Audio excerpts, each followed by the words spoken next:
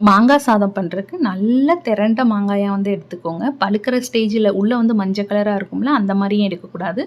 கொஞ்சம் வந்து பிஞ்சாகவும் வந்து எடுக்கக்கூடாது. நல்ல திரண்டிருக்கணும். கரெக்டாக பழுக்கிறதுக்கு கொஞ்சம் முன்னாடி ஸ்டேஜ் அந்த மாதிரி இருக்கணும்.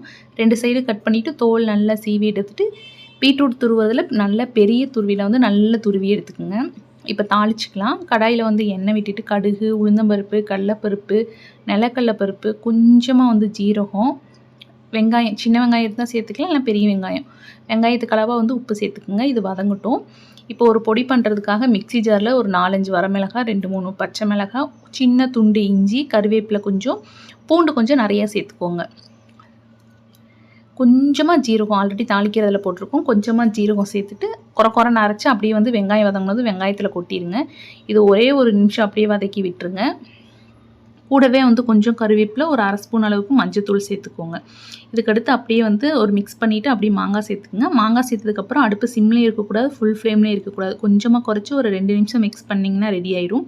இதில் கொஞ்சம் பெருங்காயத்தூள் சேர்க்குறதுனா சேர்த்துக்கலாம். நான் இன்றைக்கி சேர்க்கல.